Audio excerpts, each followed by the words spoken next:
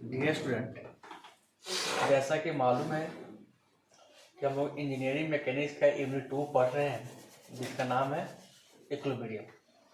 और पिछले क्लास में हम लोग लामिज थ्योरम को कवर कर रहे थे और उससे रिलेटेड एक न्यूमेरिकल क्वेश्चन भी किए थे। आज हम लोग कंडीशन ऑफ इक्विलिब्रियम और इक्विलिब्रियम से रिलेटेड क्वेश्चन करेंगे कि जो बीम और लोड पढ़े थे ना, उसी से रिलेटेड क्वेश्चन आने वाले हैं, उसको भी हम लोग क्या करेंगे, सोल्व करेंगे कि सपोर्ट रिएक्शन निकालने वाले। ठीक है, ग्राफिकल मेथड से भी पूछा जाता है, कभी कभी एनालिटिकल मेथड से भी पूछा जाता है। तो अब ग्राफिकल पहले एनालिटिकल मेथड समझते हैं, फिर हम लोग ग्राफिकल मेथड समझेंगे। ठीक है, तो सबसे पहले हम लोग लिखेंगे कंडीशन ऑफ इक्विलिब्रियम। तो टॉपिक लिखिएगा कंडीशन ऑफ इक्विलिब्रियम, संतुलन का कंडीशन। यानी कोई ऑब्जेक्ट को कब बोलेंगे कि इक्विलिब्रियम में। मान लेते हैं ये मेरे पास एक बीम है, नीचे से इसमें सपोर्ट लग रहा है, ऊपर से भी लोड लग रहा है, इधर से भी लोड लग रहा है, मोमेंट भी लग रहा है। इस वस्तु को कब बोलेंगे कि इक्विलिब्रियम में, संतुलन में कब है। तो जब जितना नीचे से फोर्स लग रहा है उतना ही ऊपर से लगना चाहिए। यानी वाई दिशा में लगने वाला सभी फोर्स का योगफल क्या होना चाहिए, 0 होना चाहिए। नीचे वाला को प्लस लेते हैं तो ऊपर वाला को माइनस लेंगे तभी होगा 0। और 0 होगा तो बोलेगा कि कहीं से इसको रोटेट नहीं करा सकता है। हॉरिजॉन्टल दिशा में लगने वाले सारे फोर्स का योगफल क्या होना चाहिए, 0 होना चाहिए। और किसी भी पॉइंट के अबाउट मोमेंट का तो रोटेट भी नहीं करना चाहिए, यानी पूरे मोमेंट के योगफल भी क्या होना चाहिए, 0 होना चाहिए। तो 3 कंडीशन होते हैं इक्विलिब्रियम के, summation of Fx 0, summation of Fy 0 और moment about any point equal to 0। ये 3 कंडीशन आपको यूज करना है।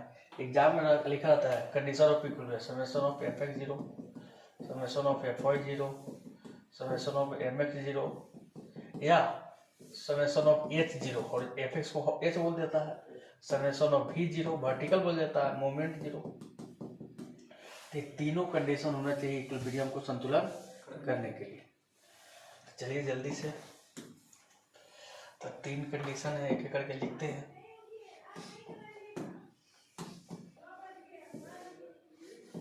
एक में क्या लिखेंगे, द अलजेब्रिक सम ऑफ, सम का मतलब क्या होता है, योगफल, सम of all the forces acting in horizontal direction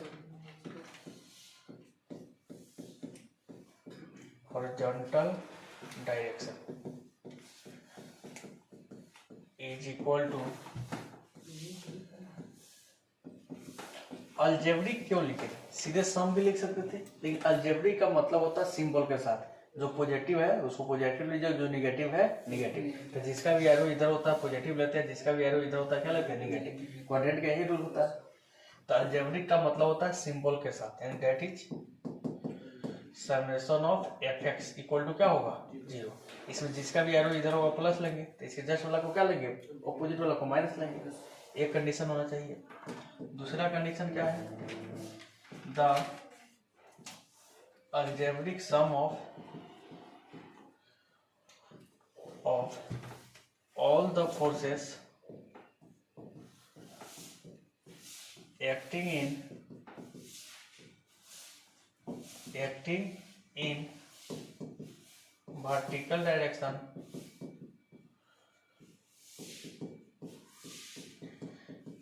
is equal to कितना होना चाहिए, 0 होना चाहिए। कोई दिक्कत, 2 हो गए। That is summation of Fy equal to क्या आना चाहिए, 0। तो ऊपर वाला को प्लस लेंगे और नीचे वाला को क्या लेंगे, माइनस लेंगे। एक थर्ड कंडीशन क्या होता है, किसी भी पॉइंट के अबाउट मोमेंट का मतलब अलजेब्रिक समय टर्निंग इफेक्ट, मोमेंट को तो रोटेट करना, यूनिट फर्स्ट स्टेप में क्या है, तो the algebraic sum of moment of forces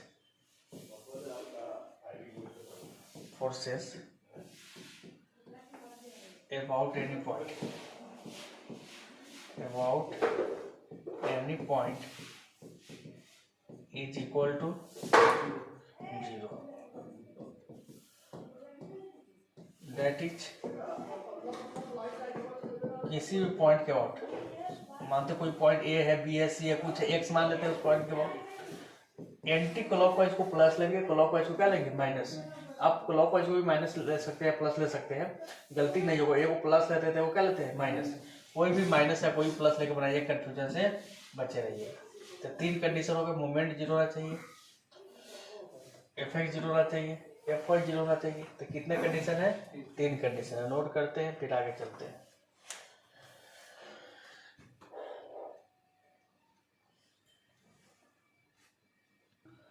यहाँ तक कंप्लीट है ना। अब देखिए हम लोग न्यूमेरिकल क्वेश्चन करेंगे। एक बेसिक सा, एक इजी क्वेश्चन करते हैं, फिर धीरे धीरे इसके लेवल को क्या करेंगे हम लोग बढ़ाएंगे। एक इजी सा क्वेश्चन क्या है देखिए, फाइंड द सपोर्ट रिएक्शन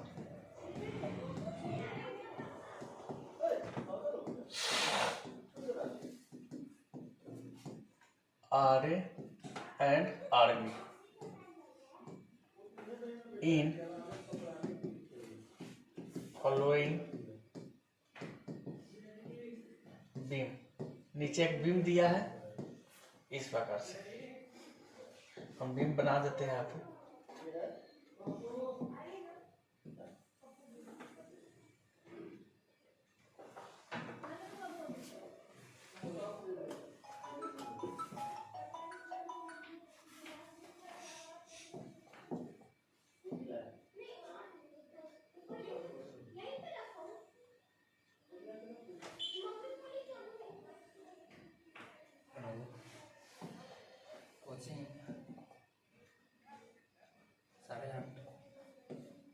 यहाँ पे एक लोड है, एक लोड यहाँ पे लगा देते हैं।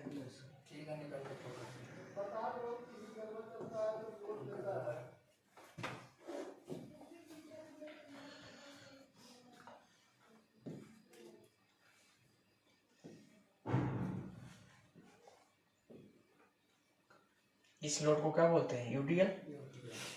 ये बता दिया गया कि 10 किलो न्यूटन पर मीटर लग रहा है, ठीक है। ये 20 किलोमीटर लग रहा है, ठीक है ना। ये 40 किलोमीटर लग रहा है, ठीक है ना। दे दिया गया, दूरी दे दिया गया। हम तीनों को लोड दे रहे हैं, धीरे धीरे बढ़ाएंगे। यहाँ से इसका दूरी दिया है,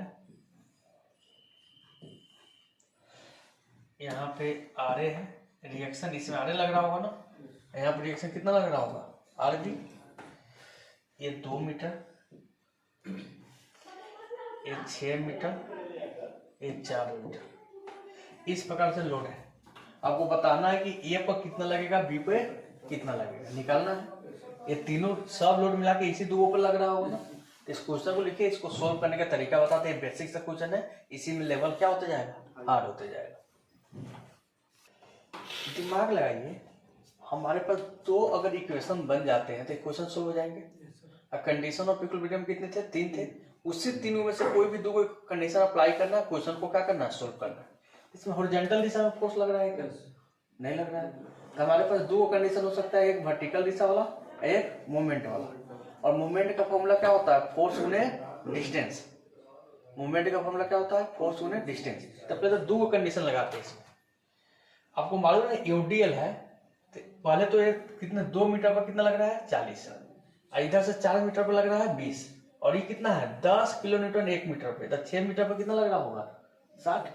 पढ़ाया था ना, ये किलो न्यूटन पर मीटर है, इसको पॉइंट में कन्वर्ट करना है। तो क्या करते हैं? लोड गुने डिस्टेंस पे करते थे ना। तो ये यूडीएल है, तो 10 गुने कितना हो जाएगा? 6। अगर 5 मीटर आता तो 10 गुने 5। यूडीएल लगता कहाँ पे है? बीच में।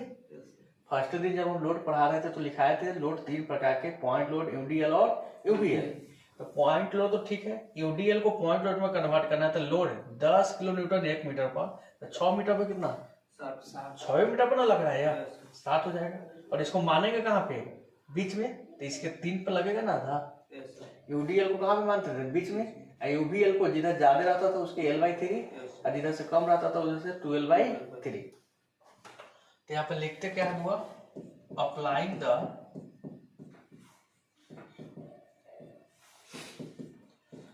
Condition of equilibrium. क्या लिखेंगे? इक्विलिब्रियम का कंडीशन अप्लाई करेंगे तो समेशन ऑफ क्या लिखेंगे? एफ वाई इक्वल टू क्या लिखेंगे? 0। यही ना हुआ था, ऊपर वाला को प्लस नीचे वाला को माइनस। वाई दिशा में देखिए, ये वाला कितना लग रहा है? आर। एरो किधर है? ऊपर है कि नीचे? ऊपर, तो प्लस होगा माइनस? ये नीचे ऊपर नहीं देख, एरो देखना है, ये नीचे से ऊपर सपोर्ट कर रहा है, तो आर है। एक फोर्स कितना है? 40। एरो किधर है? नीचे, तो माइनस 40। एक कितना लग रहा है? 10। एक पर, तो 6 पर कितना हो जाएगा? एरो किधर है? नीचे, माइनस। एक कितना लग रहा है? -20। और प्लस कितना? आर भी इक्वल टू क्या? 0। तो यहाँ से रिलेशन बन जाएगा R A plus R B equal to कितना बन जाएगा? 60। इधर माइनस वाला 10 सब प्लस आ जाएगा, 40 और 60 100 120 आ जाएगा ना। इक्वेशन ये तरीका अप्लाई करेंगे। अगर एक इक्वेशन और आप बना दीजिएगा, जब बाद में लिखना है यार, एक इक्वेशन और बना देंगे तो क्वेश्चन क्या हो जाएगा? सोल्व हो जाएगा। तो वो तो समय दे ही रहा है सोल्व करने लिखने के लिए, तो क्यों परेशान रहता है? दूसरे का इक्वेशन क्या बनाएंगे? मोमेंट। तो किसी भी पॉइंट के आउट मोमेंट निकाल के, अगर ए पर निकालो चाहे बी पर निकालो, कोई दिक्कत नहीं, आंसर सेम आएगा। मान लेते कि मोमेंट कहाँ पर निकालते हैं? M A. जो भी एंटी क्लॉकवाइज नचाएगा प्लस लेंगे, और जो क्लॉकवाइज नचाएगा क्या लेंगे? माइनस। अब मोमेंट का फॉर्मूला होता है फोर्स गुने डिस्टेंस। अब फोर्स जहां लग रहा है वहां से, और डिस्टेंस कहाँ लेंगे? जहां फोर्स है वहां से जो पॉइंट पर निकालना है वहां था। अब बोलो कि ए पर निकाल रहे हैं ना, वो जो ए को फिक्स कर दिए, कस के पकड़ लिए, ए फोर्स है ना, यही ना फोर्स है। किधर घुमाएगा? बोलो इसको पकड़ के रखो, नीचे से लग रहा है, क्लॉकवाइज की एंटी क्लॉकवाइज? तो एंटी क्लॉकवाइज को क्या लेंगे? Plus force R B. Movement निकालने में फोर्स गुने दूरी होता है, तो फोर्स तो आर बी, और यहाँ से यहाँ पे काउंट करो, 4 6 10 2 12, ठीक है ना। ये फोर्स देखो किधर घुमाएगा? क्लॉकवाइज की एंटी क्लॉकवाइज? इसको पकड़ो, इसको देखो क्लॉकवाइज, तो माइनस फोर्स कितना? 20। इस फोर्स का दूरी कहाँ से यहाँ तक, तो 6 2 8, यही ना होगा। क्या लेना है? जो फोर्स है वहां से जो पॉइंट फिक्स किए तो वहां का दूरी, ठीक है ना। ये फोर्स कितना है? 10 नहीं है, कितना है? 10 छक 60 है। पॉइंट पर कन्वर्ट करेंगे तो कितना है? 60 है। क्लॉकवाइज ना जाएगा कि एंटी क्लॉकवाइज? इसको पकड़ो क्लॉकवाइज, तो माइनस 60। 60 लगता है कहाँ पे? बीच में, तो यहाँ से इसका दूरी लेना है, तो ये बीच होगा, तो 6 था तो बीच कितना हो गया? 3 और 2 5। ए फोर्स कितना है? 40। किधर घुमाएगा? क्लॉकवाइज, माइनस 40 गुने दूरी कितना है? 2। ये फोर्स लेंगे, आ रहे दूरी 0 हो जाएगा, तो इसका कहानी खत्म। जहां पे लेते हैं वहां का फोर्स को काउंट नहीं करते, इक्वल टू 0। तो 12 आर बी माइनस प्लस हो जाएगा, 20 8 160, 6 5 300, कितना हो जाएगा? 3 1 4 540। 12 R B equal to, calculator आपके पास, ये आसान सा था, तो आर बी निकाल सकते हैं ना। 540 बटा कितना? 12। वैल्यू निकालो कितना है कैलकुलेटर बटा के। 12 चौका 48, 6 0 12 25 45 किलोमीटर 45। देखो तो इतना ही आया। आरबी निकल गया। आरबी का वैल्यू हम इक्वेशन फर्स्ट में रखेंगे तो क्या निकल जाएगा? आर ए निकल जाएगा ना। Put the value of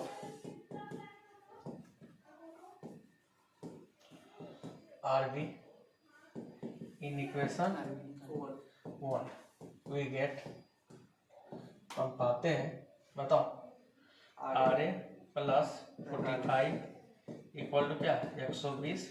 are A equal to क्या होगा? 120 माइनस 45, कितना आ गया? R A equal to 75। ऐसे भी देखने से लग भी रहा था कि ए पर ज्यादा लगेगा, बी पर क्या लगेगा? कम लगेगा, क्योंकि इधर 40 है 2 मीटर पे है, इधर ज्यादा डिस्टेंस पे है, वो 20 ही है, तो ए पर ज्यादा, तो मालूम चल गया कितना। अब इसके हिसाब से हम लोग क्या बनाएंगे, मजबूती देंगे। अब इससे दोगुना फोर्स लग रहा है इस पे लगभग। और गाँव का मिस्त्री से क्या करता, दोनों को सेम ढाल देता, तो वो मजबूती ज्यादा हो जाता है, वो कमजोर हो जाता। तो यही इंजीनियर का काम होता है, निकाल के कैलकुलेशन करके क्या करना, डिसाइड करना। तो उम्मीद है कि आपको समझ में आया होगा। अगले दिन इससे टफ टफ क्वेश्चन हम लोग क्या करेंगे, कंप्लीट करेंगे, जिसमें यूवीएल भी लगाएंगे और इसी क्वेश्चन को फिर ग्राफिकल मेथड से भी निकालना सीखेंगे। ठीक है, ओके। तो उम्मीद है कि आप लोग लिखेंगे इसको जल्दी जल्दी। जो लड़के अभी ऑनलाइन देख रहे हैं तो हम इसको रोक लीजिए, फिर यहाँ पे रोक के आप लिख लीजिए।